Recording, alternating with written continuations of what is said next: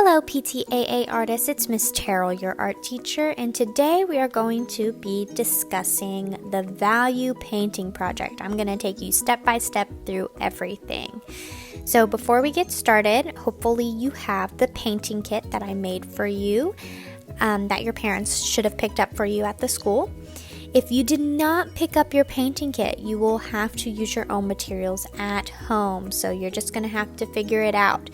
Do your best to find a light, medium, and dark version of the same color. So if you're doing red, you want to find a light red, a medium, or just normal looking red, and a dark red. And the same thing goes for any other color. You're also welcome to go out and buy your own painting supplies, but you're going to have to mix your own paints. If you need help with that, please message me on Google Classroom or send me an email, okay?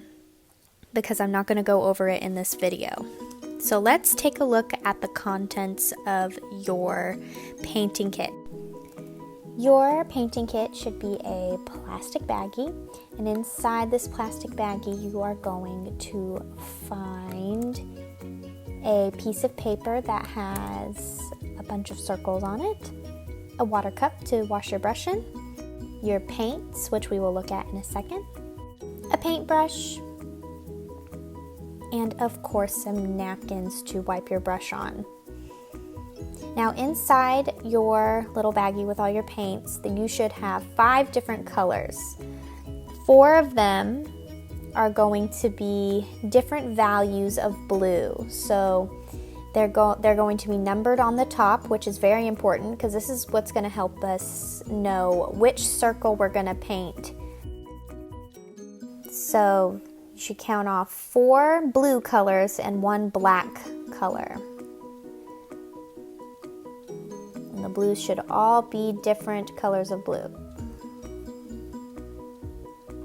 So we're not going to paint the inside of the very first circle, but I'm going to number off the rest of my circles, and that number is going to correspond with which paint we use.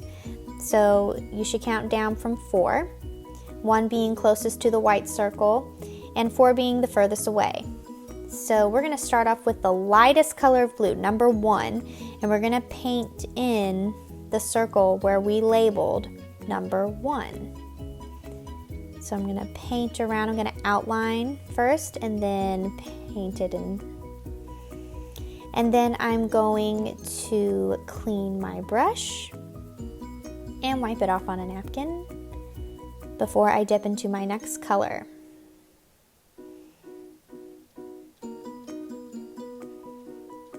Okay, now I'm going to do the second value, number 2. So pick the cup that has the number 2 on it, and you're going to fill in your next circle with number 2. So remember, we're going in order.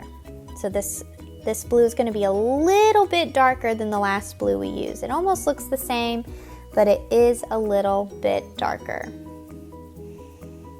Okay, don't forget to wash your brush and wipe it off on a napkin. Okay, now we're going to dip into cup number 3, and we're going to paint the third circle.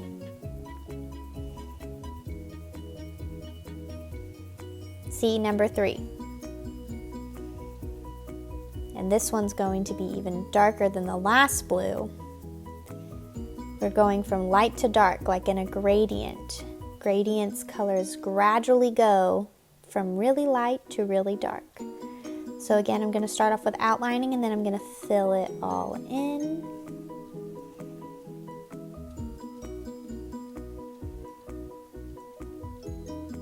And then clean my brush and wipe it off on a napkin. This is very important. We don't want to mix these colors.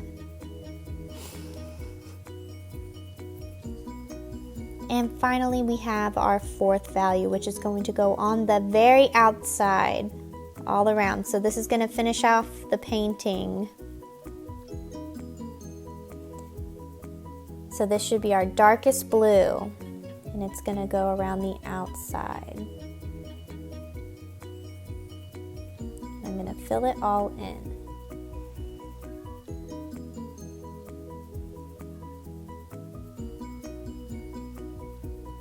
All right, you should have something that looks like this. We are going to let this dry. You can let it dry overnight. Don't worry, I'm going to give you plenty of time to do this project. You're going to have 2 weeks, so let it dry. You should be able to touch it all over it.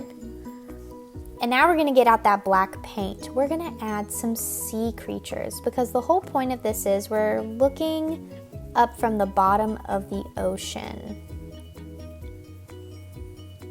And we see all these different sea creatures. I'm just going to do jellyfish on mine because they're pretty easy to draw. So they're basically just a blob with little tentacles hanging out.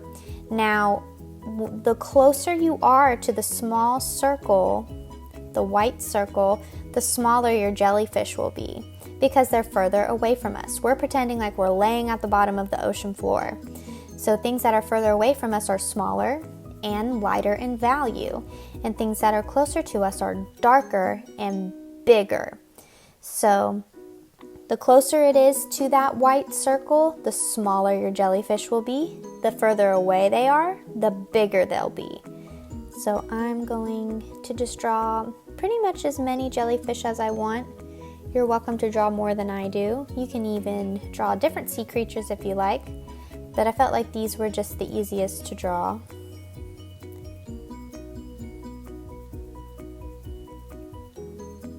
And you can do as many as you want.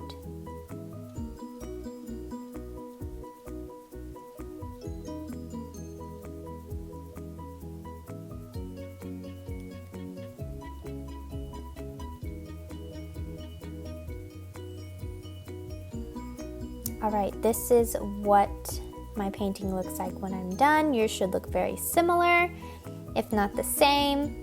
But this is what we have. So please take a picture of this and upload it to Google Classroom. Again, you have 2 weeks to work on this, so you have plenty of time. If you need any help, please let me know.